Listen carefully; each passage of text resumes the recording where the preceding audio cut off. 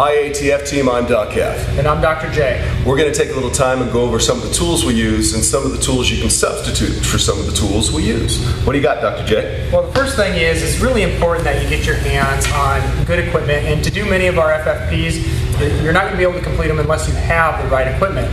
So what I'm going to do is I'm going to show you what we suggest that you get your hands on. I'm going to show the flip side. Absolutely. And you really put together an entire pack. We're talking somewhere between $400 and $500, but the good thing about it is, again, it all fits in a backpack. It goes anywhere you go, it travels with you, it goes on airplanes, anything you're doing. Which is at the core of why we chose all the stuff that we have. It's very portable, very accessible, very affordable. Absolutely, you can do it anywhere. So I'm going to start off, just show you each of the pieces of equipment that we utilize, and Doc Heff, if he can, will show you a cheat that you can utilize. Stop talking, hurry up, I'm a little anxious. All right, the first thing we start with is the stick. And this has a nice foam surface, a nice rigid surface, and it has that roller action. So there's a stick. I like to use a wooden dowel. The nice thing about the stick is that it actually acts like a rolling pin, so you can hang on to both sides. The dowel, you have to use a little bit extra manual dexterity to make it work. I also like to double up if I'm looking to disperse the pressure over a larger area. I'm also a big fan, if you have any percussionists in the house, simple drumsticks. Nice, small, very specific. You can work them down to exactly what fits for you. Once again, doubling up with size. That's all I got for that. Okay. Well, the next thing we'll go to is ball rolling, and what we have suggested here is actually a small medicine ball. And you can choose the weight. There's no specific weight that you have to use, but a nice resistance is nice because it's multifunctional. But the key with the medicine ball is that it needs to be inflatable, because one of the things we talk about in any one of our functional fitness progressions is that by increasing the pressure in the ball, you actually increase the intensity. So able to dig in a little deeper. We've taught this all over the place, and it's amazing the diversity of people that are able to use this. Sometimes, like I use a ball that's about as hard as a bowling ball. It doesn't give very much, but I've been doing this for a long time. So this is the type of options that you have available to you. This is also why we prefer these over other systems you can use, just because, as Jay said, you can increase and decrease the pressure depending upon your abilities. For smaller areas, you notice that our medicine ball has the ability to increase and decrease pressure as well as it has some weight, so you can add a little resistance to your training. This is smaller still and able to fit into the nooks and crannies a little bit better, which is why we like this, and it's able to work out the tissue in areas that these can't get to.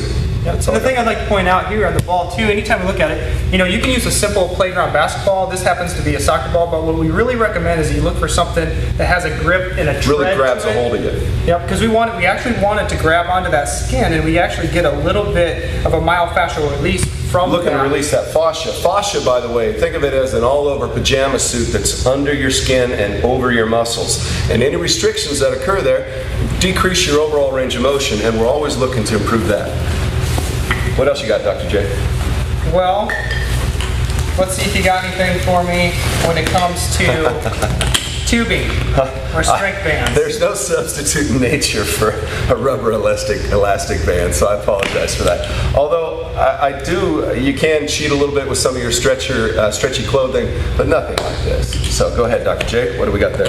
Okay. And the closest you can get to a cheat, or maybe something a little more inexpensive, is maybe like a surgical tubing or elastic band. However, I will point out, because they don't have the nice handles in that to them, you will have to tie them up and do that. Maybe even tape them up. Get yourself a good handhold to make sure that it doesn't slip in and out of contact. But sometimes by the time you finagle that and you go through a few sets, it actually ends up being cheaper in the long run just to get yourself a good set of stretching bands. What else you got, buddy? The next thing I would look at is probably the Indian clubs, because we utilize those for a lot of mobility purposes. How old are these? Not these. Indian clubs. How long have people been using them? Oh, we've been using these for centuries. Not you and me, but we're not that old. No. In physical education, Indian clubs have been used for centuries. It isn't until more contemporary times that we've quit utilizing Indian clubs. And again, they've kind of revitalized, and you can get yourself your hands on different brands and types of Indian clubs. The reason we selected the pack we did is because it's able to hold baseball bats, and that's a great place for Indian clubs, one on each side. I just have an older pair of Indian clubs. It's not a cheat, it's just the best tool for the job. Also, if anybody out there has a really great idea, send it into the academy2function.com. What else you got, Dr. J?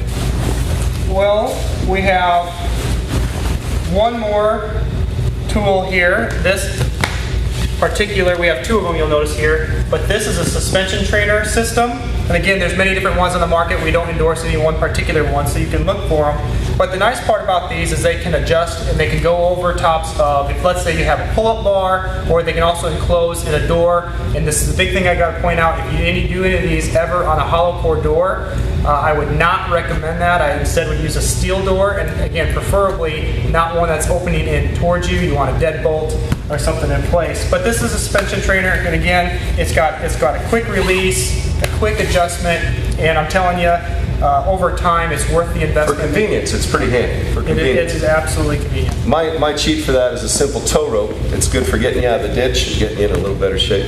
You can pick these up at your local automotive store or hardware store.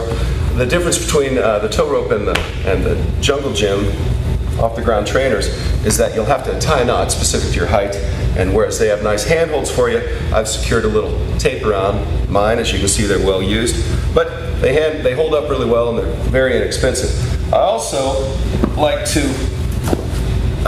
include a simple strap. I use this for stretching when we're doing any of the functional stretching that's good for the body weight and the resistance. Anytime maybe I'm not as flexible as I should be and I'm looking to still obtain the range of motion, but I'm not able to reach my foot, a simple strap or a rope is a great idea, and everybody has one of these in their cheats, I'm sure. What else you got, Jim? Okay, I believe this is the last item we have in our ATF pack, but this right here is just what we call a mini band, which again, another elastic item. Don't have a cheat for it. You know, and the nice thing about these is we do a lot of like clamshell exercises or some shuffle exercises and things like that. That's really good for strengthening the glute med, which is a problematic area for a lot of folks.